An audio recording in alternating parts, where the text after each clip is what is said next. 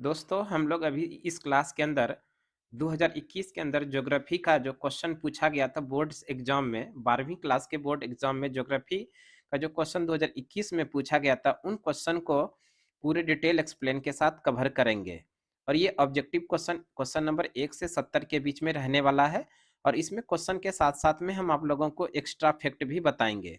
और आप अगर 2023 के अंदर बोर्ड एग्जाम्स 12वीं बोर्ड एग्जाम्स की तैयारी कर रहे हैं जिसमें आपका ज्योग्राफी पेपर है तो आपके लिए क्लास निश्चित रूप से फायदेमंद साबित होने वाला है। इसलिए आप इस क्लास के अंदर शुरू से अंत तक जुड़े रहिए। और आप आपके दोस्तों का ज्योग्राफी सब्जेक्ट है और वो भी 2023 में एग्जाम देने वाला है तो उनको जरूर इस क्लास के बारे में बताइए, उसको इस वीडियो को शेयर कीजिए। तो दोस्तों हम लोग ज़्यादा समय नहीं लेते हैं और आपके क्लास को शुरू करते हैं। दोस्तों देखिए क्वेश्चन नंबर 1 में है, निम्नलिखित में कौन दूसरे उद्योगों के लिए कच्चा माल तैयार करता है। दूसरे उद्योगों के लिए कच्चा माल तैयार करता है वो आधारभूत उद्योग है जो ऑप्शन नंबर ए में, तो ऑप्शन नंबर ए सही हो जाएगा। निम्नलिखित में कौन तृतीयक क्रियाकलाप है। आखेट जो है एक प्रकार का तृतीयक क्रियाकलाप है। अगर हम लोग बात करें क्रियाकलाप, प्राथमिक क्रियाकलाप, द्वितीयक क्रियाकलाप और तृतीयक क्रियाकलाप। प्राथमिक क्रियाकलाप के अंदर कृषि, कच्चे सामान की उपलब्धता, मत्स्य पालन, मछली पकड़ना, ये सभी चीज आता है प्राथमिक क्रियाकलाप के अंदर। जबकि द्वितीय क्रियाकलाप के अंदर जो आता है वो बड़े बड़े उद्योग जैसे व्यापार, जैसे सीमेंट का उद्योग या फिर किसी बड़ा उद्योग, रेलवे का जो पार्ट सब बनता है बड़े बड़े उद्योग, वो आता है द्वितीय क्रियाकलाप के अंदर। तृतीय क्रियाकलाप के अंदर सेवा का जो क्षेत्र होता है वो तृतीय क्रियाकलाप के अंदर आता है। क्वेश्चन नंबर 3 देख लेते हैं अब। निम्नलिखित में कौन द्वितीय क्रियाकलाप नहीं है। द्वितीय क्रियाकलाप नहीं है तो ध्यान रखिएगा, मछली पकड़ना, मत्स्य पालन, कच्चे सामान की उपलब्धता, कृषि, ये सभी प्राथमिक क्रियाकलाप के अंदर आता है। इस तरह से मछली पकड़ना ये तो प्राथमिक क्रियाकलाप है, इसलिए द्वितीय क्रियाकलाप के अंदर नहीं आएगा, ऑप्शन नंबर ए सही हो जाएगा। नेक्स्ट क्वेश्चन नंबर 4 में है, ट्रांस महाद्वीपीय स्टुअर्ट महामार्ग जोड़ता है। ट्रांस महाद्वीपीय स्टुअर्ट महामार्ग जोड़ता है ये डार्विन को मेलबर्न से। ऑप्शन नंबर डी सही हो जाएगा। और ये ध्यान रखिएगा ये किस देश के अंदर है, तो ऑस्ट्रेलिया के अंदर है। ये भी ध्यान रख लीजिएगा, ये ऑस्ट्रेलिया के अंदर है। ऑस्ट्रेलिया को ही कंगारुओं का देश भी कहते हैं। और इसी यही ऑस्ट्रेलिया के अंदर ट्रांस महाद्वीपीय स्टुअर्ट महामार्ग जोड़ता है डार्विन को मेलबर्न से।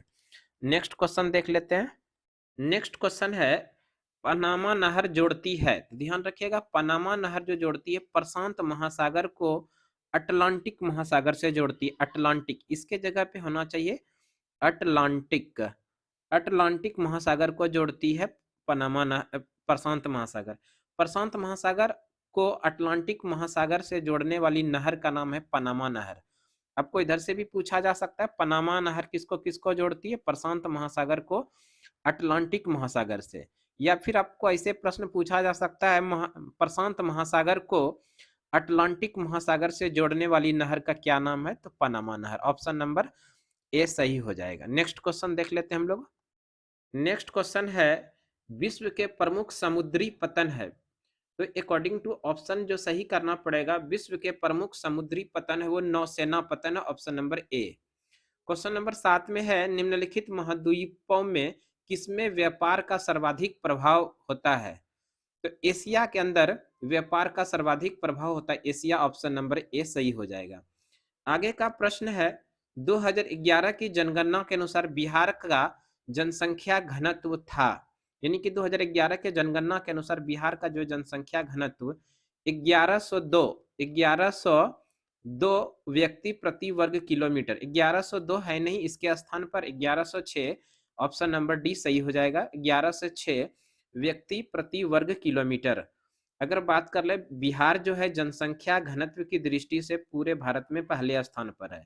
ये भी ध्यान रखिएगा, 2011 की जनगणना के अनुसार भारत में सर्वाधिक जनसंख्या घनत्व वाला राज्य कौन सा है, तो बिहार। कितना जनसंख्या घनत्व, 1102 व्यक्ति प्रति वर्ग किलोमीटर। अगर सबसे कम जनसंख्या घनत्व वाला राज्य पूछे तो अरुणाचल प्रदेश याद रखिएगा। अरुणाचल प्रदेश के अंदर सबसे कम जनसंख्या घनत्व वाला राज्य है। यहाँ पर केवल 17 व्यक्ति प्रति वर्ग किलोमीटर है। 17 व्यक्ति प्रति वर्ग किलोमीटर है अरुणाचल प्रदेश के अंदर।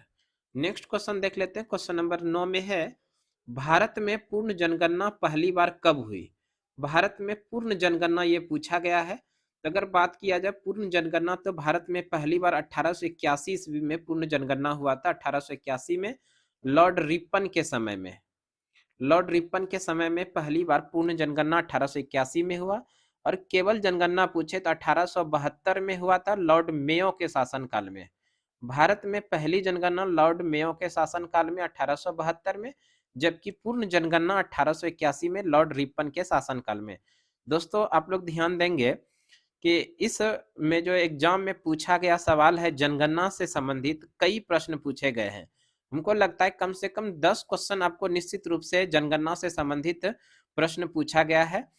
हम अपने YouTube ये जो वीडियो चल रहा है इसके डिस्क्रिप्शन बॉक्स में हम पढ़ाए हैं जनगणना से संबंधित, तो उसका लिंक हम वहां पर प्रोवाइड करा देंगे। वहां से लिंक पर जाकर पूरी जनगणना को आप लोग एक बार पढ़ लीजिएगा। वहां से निश्चित रूप से 10 क्वेश्चन आपको देखने के लिए एग्जाम में मिल जाएगा। चलिए आगे हम लोग पढ़ते हैं। क्वेश्चन नंबर 10 है, 2011 की जनगणना के अनुसार भारत में नगरीय आबादी कितना है? देखिए नगरीय आबादी पूछा है। 2011 की जनगणना के अनुसार भारत में नगरीय आबादी जो है 31.16 यानी कि लगभग 32% है नगरीय आबादी, जबकि 68% 68% जो है ग्रामीण आबादी है। ध्यान रखिएगा ग्रामीण आबादी कितना परसेंट है? 68%, जबकि नगरीय आबादी कितना है? 31.16 यानी कि 32% के समथिंग। तो नगरीय आबादी का भारत में कितना है? 31.16 32%, जबकि अगर आपसे पूछा जाए ग्रामीण आबादी कितना परसेंट है तो 68%। नेक्स्ट क्वेश्चन देख लेते हैं। क्वेश्चन नंबर 11 में है, निम्नलिखित में से कौन भारत में पुरुष प्रवास का मुख्य कारण है? भारत में पुरुष प्रवास का मुख्य कारण है काम और रोजगार, जो ऑप्शन नंबर सी में है, तो ऑप्शन नंबर सी सही हो जाएगा। नेक्स्ट क्वेश्चन जो पूछा गया है, निम्नलिखित राज्यों में किसका 0 से 6 आयु वर्ग में लिंगानुपात निम्नतम है? यानी किस राज्य का शिशु लिंगानुपात निम्नतम है? तो ध्यान रखिएगा हरियाणा राज्य का शिशु लिंगानुपात निम्नतम है। हरियाणा कितना है तो ये भी ध्यान रख लीजिएगा 834। अगर बात कर लें शिशु लिंगानुपात वाला सर्वाधिक सबसे बड़ा राज्य, सर्वाधिक शिशु लिंगानुपात वाला राज्य अरुणाचल प्रदेश है। यहाँ अरुणाचल प्रदेश के अंदर 972 है। ध्यान रखिएगा सर्वाधिक शिशु लिंगानुपात वाला राज्य अरुणाचल प्रदेश है, जबकि सर्वाधिक सबसे कम लिंगानुपात यानी शिशु लिंगानुपात वाला निम्नतम राज्य है हरियाणा। नेक्स्ट क्वेश्चन देखते हैं। क्वेश्चन नंबर 13 में है, 2011 की जनगणना के अनुसार निम्नलिखित राज्यों में से किसमें नगरीय जनसंख्या का अनुपात सर्वाधिक है? सर्वाधिक नगरीय जनसंख्या कहां पर है? तो ध्यान रखिएगा सर्वाधिक नगरीय जनसंख्या जो है वो महाराष्ट्र में है। अगर आपसे यहीं पर प्रश्न पूछा जाता परसेंट में कि सर्वाधिक प्रतिशत वाला नगरीय जनसंख्या कहां पर है, तो गोवा आंसर होता। अगर परसेंट पूछता प्रतिशत के हिसाब से सर्वाधिक नगरीय जनसंख्या वाला प्रतिशत कौन सा राज्य है, तो गोवा होता। लेकिन यहाँ पर केवल पूछा गया है जनसंख्या का अनुपात, नगरीय जनसंख्या का अनुपात, तो महाराष्ट्र हो जाएगा। नेक्स्ट क्वेश्चन देख लेते हैं। क्वेश्चन नंबर 14 है, सिंचित क्षेत्रों में मृदा निम्नीकरण का प्रमुख कारण क्या है? सिंचित क्षेत्रों में मृदा निम्नीकरण का प्रमुख कारण है मृदा का लवणता, जो ऑप्शन नंबर बी में, तो ऑप्शन नंबर बी सही हो जाएगा। आगे है प्रश्न, हुगली औद्योगिक प्रदेश का केंद्र है। हुगली औद्योगिक प्रदेश का केंद्र है कोलकाता हावड़ा, जो ऑप्शन नंबर ए में है, तो ऑप्शन नंबर ए सही हो जाएगा। नेक्स्ट क्वेश्चन नंबर 16 है, भारत में पहला रेडियो कार्यक्रम प्रसारित कब हुआ? भारत में पहला रेडियो कार्यक्रम प्रसारित हुआ 1927 में, जबकि ऑल इंडिया रेडियो की स्थापना हुआ 1936 में। यह भी प्रश्न ध्यान रखिएगा, भारत में ऑल इंडिया रेडियो का स्थापना 1936 में हुआ था। वैसे ये जो प्रश्न पूछा गया भारत में पहला रेडियो कार्यक्रम प्रसारित हुआ 1927 के अंदर। नेक्स्ट क्वेश्चन है क्वेश्चन नंबर 17, भारतीय रेल की शुरुआत कब हुई?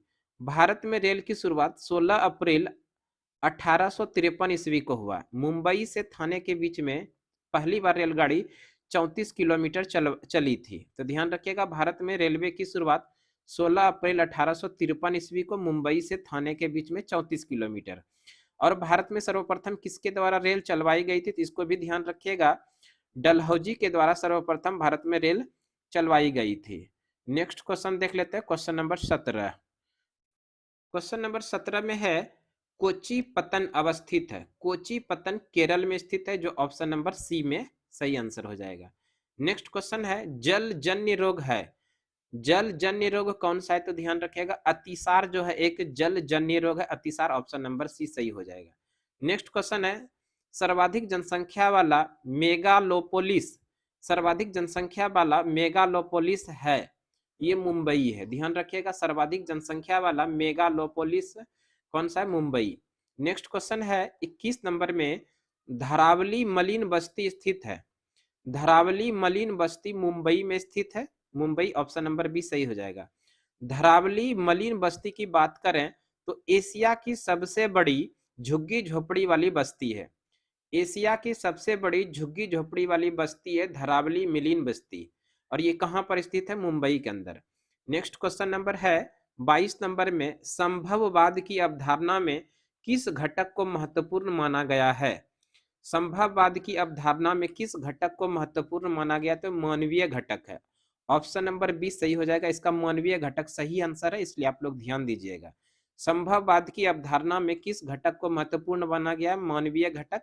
आप लोग ऐसा नहीं कीजिएगा ए और बी दोनों कर दीजिएगा, ये मानवीय घटक है। नेक्स्ट क्वेश्चन है क्वेश्चन नंबर 23, विश्व के सघन जनसंख्या क्षेत्रों में निम्नलिखित में से कौन सा क्षेत्र सम्मिलित नहीं है। तो ये जो क्षेत्र सम्मिलित नहीं है, तो ध्यान रखिएगा दक्षिण पश्चिम अफ्रीका, जो ऑप्शन नंबर सी में है, दक्षिण पश्चिम अफ्रीका इसके अंदर शामिल नहीं है। नेक्स्ट क्वेश्चन नंबर 24 में है निम्नलिखित में कौन एक जन स्थानांतरण का अपकर्ष कारक नहीं है। निम्नलिखित में से कौन जन स्थानांतरण का अपकर्ष का कारक नहीं है, तो रहन सहन की निम्न दशाएं, जो ऑप्शन नंबर सी में है, तो इस तरह से ऑप्शन नंबर सी सही हो जाएगा। नेक्स्ट क्वेश्चन नंबर 25 है विश्व के किस देश की जनसंख्या सर्वाधिक है। विश्व में सर्वाधिक जनसंख्या वाला देश वो चीन है, जो ऑप्शन नंबर सी में है। अगर भारत की बात करें जनसंख्या के मामले में, तो ये दूसरे स्थान पर है। जनसंख्या के मामले में भारत का स्थान दूसरा है, और क्षेत्रफल के मामले में भारत का स्थान 7वां है। नेक्स्ट क्वेश्चन नंबर 26 में है निम्नलिखित में कौन एकल कृषि नहीं है। तो ध्यान रखिएगा मिश्रित कृषि जो है वो एकल कृषि नहीं है। मिश्रित कृषि के अंदर कई फसलों को मिला के रोपा जाता है, इसलिए मिश्रित कृषि एकल कृषि नहीं है। क्वेश्चन नंबर 27 है निम्नलिखित में कौन रोपण फसल नहीं है। रोपण फसल नहीं है, तो ध्यान रखिएगा गेहूं जो है एक रोपण फसल नहीं है।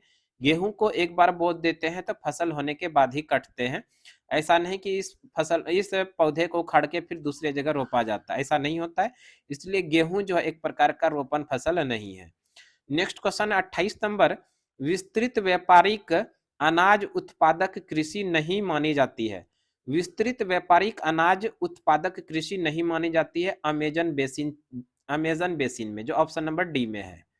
नेक्स्ट क्वेश्चन है क्वेश्चन नंबर 39, 2011 के जनगणना के अनुसार किस राज्य की जनसंख्या घनत्व सबसे कम है। अभी हम पीछे बताए थे दोस्तों कि 2011 के जनगणना के अनुसार किस राज्य की जनसंख्या घनत्व सबसे कम है, तो अरुणाचल प्रदेश की जनसंख्या घनत्व कम है, 17 व्यक्ति प्रति वर्ग किलोमीटर केवल है। आगे प्रश्न देख लेते हैं कि 2011 की जनगणना के अनुसार बिहार की कुल जनसंख्या कितनी थी।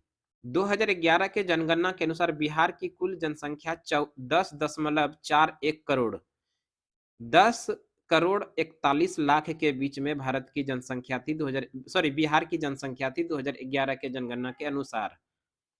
नेक्स्ट क्वेश्चन नंबर 31 है निम्नलिखित राज्यों में से किसकी जनसंख्या सर्वाधिक है। यहाँ पर केवल जनसंख्या सर्वाधिक है, तो ध्यान रखिएगा उत्तर प्रदेश राज्य का सर्वाधिक जनसंख्या है, Uttar Pradesh, option number A सही हो जाएगा। नेक्स्ट क्वेश्चन नंबर 32 में है हर्टिकल्चर संबंधित है। ध्यान रखिएगा हर्टिकल्चर जो है वो मुख्य रूप से बागवानी से संबंधित है। बागवानी तो ऑप्शन है नहीं, इसलिए ध्यान रखिएगा हर्टिकल्चर फल और सब्जियों के उत्पादन से संबंधित है, जो ऑप्शन नंबर डी में है। नेक्स्ट क्वेश्चन है 33 नंबर शुष्क क्षेत्रों में मृदा अपर्दन का मुख्य कारण क्या है। शुष्क क्षेत्रों में मृदा अपर्दन का मुख्य कारण वायु अपर्दन है, वायु अपर्दन, जो ऑप्शन नंबर सी में है। नेक्स्ट क्वेश्चन है दक्षिण भारत में सिंचाई का मुख्य स्रोत क्या है। ध्यान रखिएगा दोस्तों ये दक्षिण भारत है, दक्षिण भारत में सिंचाई का मुख्य स्रोत है तालाब, सबसे बड़ा स्रोत है तालाब, उसके बाद ही कोई ऑप्शन है नलकूप या फिर नहर। लेकिन दक्षिण भारत में सिंचाई का मुख्य स्रोत तालाब है, जबकि उत्तर भारत में सिंचाई का प्रमुख साधन नलकूप है। ये भी आगे प्रश्न देखने के लिए मिलेगा। उत्तर भारत पूछे तो नलकूप करेंगे, दक्षिण भारत पूछे तो तालाब करेंगे। नेक्स्ट क्वेश्चन नंबर 35 में है, तारापुर नाभिकीय ऊर्जा केंद्र अवस्थित है। तारापुर नाभिकीय ऊर्जा केंद्र अवस्थित है महाराष्ट्र के अंदर। ऑप्शन नंबर बी सही हो जाएगा। नेक्स्ट क्वेश्चन नंबर 36 में है, निम्नलिखित में कौन मानव और पर्यावरण के बीच अन्योन्य क्रिया का सर्वाधिक महत्वपूर्ण कारक है। निम्नलिखित में मानव और पर्यावरण के बीच अन्योन्य क्रिया का सर्वाधिक महत्वपूर्ण कारक है मानव बुद्धिमत्ता, जो ऑप्शन नंबर ए में है। ऑप्शन नंबर ए सही हो जाएगा। क्वेश्चन नंबर 37 में है, नियतिवाद संकल्पना में किस घटक को महत्वपूर्ण माना गया है। नियतिवाद संकल्पना में किस घटक को महत्वपूर्ण माना गया है, मानवीय घटक, जो ऑप्शन नंबर बी में है। यही प्रश्न सेम टू सेम पीछे भी था दोस्तों, इसलिए ध्यान से पढ़िए। नियतिवाद संकल्पना में किस घटक को महत्वपूर्ण माना गया, मानवीय घटक, जो ऑप्शन नंबर बी में है। नेक्स्ट क्वेश्चन है 38 नंबर, निम्नलिखित में कौन रोपण फसल नहीं है। तो गेहूं एक प्रकार का रोपण फसल नहीं है। नेक्स्ट क्वेश्चन है, निम्नलिखित में कौन प्राथमिक क्रियाकलाप है। प्राथमिक क्रियाकलाप की बात करें तो खेती जो है एक प्रकार का वो प्राथमिक क्रियाकलाप है। आपको शुरू में भी बताया, प्राथमिक क्रियाकलाप के अंदर कृषि, कच्चे सामान की उपलब्धता, और उसके साथ साथ में पशुपालन, मत्स्य पालन, ये सारा चीज आता है प्राथमिक क्षेत्र के अंदर। आगे क्वेश्चन नंबर 40 में है, सुएज नहर जोड़ती है लाल सागर को भूमध्य सागर से। ऑप्शन नंबर डी सही हो जाएगा। लाल सागर को भूमध्य सागर से जोड़ने वाली नहर का नाम है सुएज नहर, और ये मिस्र में है। कहां पर है ये भी ध्यान रख लीजिएगा, मिस्र में। और इसका निर्माण कार्य शुरू हुआ था 1861 ईस्वी में, और ये पूर्ण हो गया 1869 ईस्वी में। 1869 ईस्वी में इस सुएज नहर को आम पब्लिक के लिए खोला गया था। लाल सागर और भूमध्य सागर को जोड़ने वाली नहर का नाम है सुएज नहर।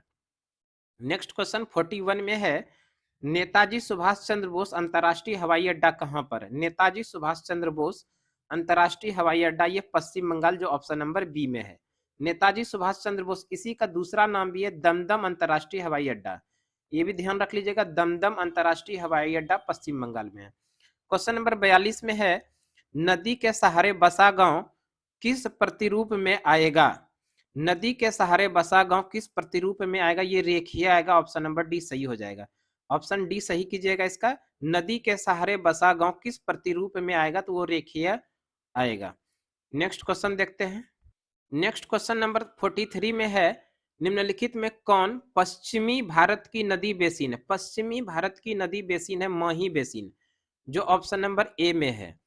पश्चिमी भारत की नदी बेसिन है माही बेसिन। नेक्स्ट क्वेश्चन नंबर 44 में है, सबसे महत्वपूर्ण जूट उत्पादक क्षेत्र कौन सा है। सबसे महत्वपूर्ण जूट उत्पादक क्षेत्र है गंगा डेल्टाई। अगर जूट की बात करें, जूट भारत में किस राज्य में सर्वाधिक रूप से ये उत्पादन किया जाता है, तो ध्यान रखिएगा पश्चिम बंगाल में भारत में सर्वाधिक जूट का उत्पादन होता है।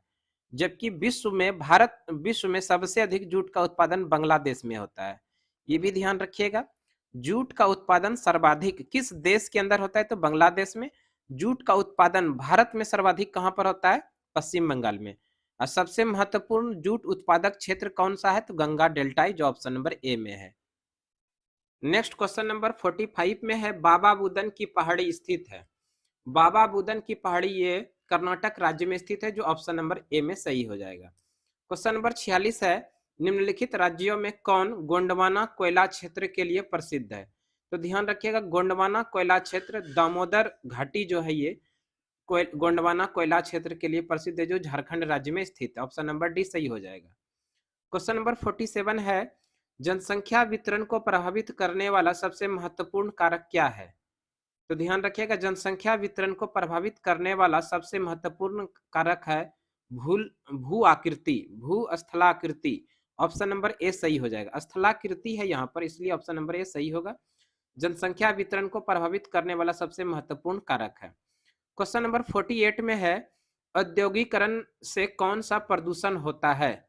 औद्योगिकरण से कौन सा प्रदूषण होता है, तो ध्यान रखिएगा औद्योगिकरण से जल प्रदूषण भी होता है, वायु प्रदूषण भी होता है, ध्वनि प्रदूषण भी होता है, इसलिए इनमें से सभी सही आंसर हो जाएगा। औद्योगिकरण से कौन सा प्रदूषण? जल प्रदूषण, वायु प्रदूषण और ध्वनि प्रदूषण। नेक्स्ट क्वेश्चन है 49 नंबर में, हथकरघा उद्योग है। हथकरघा उद्योग एक प्रकार का कुटीर उद्योग है, जो ऑप्शन नंबर बी सही हो जाएगा। नेक्स्ट क्वेश्चन है, नोआमुंडी लौ अयस्क क्षेत्र स्थित है। नोआमुंडी लौ अयस्क ये क्षेत्र में किस राज्य के अंदर स्थित है? तो ध्यान रखिएगा, नोआमुंडी लौ अयस्क ये झारखंड राज्य में स्थित है, जो ऑप्शन नंबर बी सही हो जाएगा। क्वेश्चन नंबर 51 में है, भारत में हरित क्रांति की शुरू हुई थी। भारत में हरित क्रांति की शुरुआत 1967-68 में हुआ था, 1967-68 में। और हरित क्रांति का प्रभाव सबसे अधिक गेहूं पर पड़ा, सबसे अधिक गेहूं पर पड़ा। और हरित क्रांति की शुरुआत किसके द्वारा किया गया था? एम.एस. स्वामीनाथन के द्वारा। भारत में हरित क्रांति की शुरुआत एम.एस. स्वामीनाथन के द्वारा 1967-68 में किया गया था। और सबसे अधिक प्रभाव किस फसल पर पड़ा? गेहूं पर। वहीं पर विश्व में हरित क्रांति की शुरुआत नॉर्मन बोरलॉग के द्वारा 1960 ईस्वी में किया गया था। तो दोस्तों यहाँ पर जो ऑप्शन दिया गया है वो दशक में दिया गया है, ये दशक जो है 1960 के दशक में की गई थी। ऑप्शन नंबर बी सही कर लेंगे। नेक्स्ट क्वेश्चन नंबर 52 में है, कोलकाता पतन स्थित है। कोलकाता पतन किस राज्य में स्थित है? तो ध्यान रखिएगा, ये पश्चिम बंगाल में स्थित है कोलकाता पतन। नेक्स्ट क्वेश्चन है 53 नंबर, निम्नलिखित रोगों में कौन वायुजन्य नहीं है?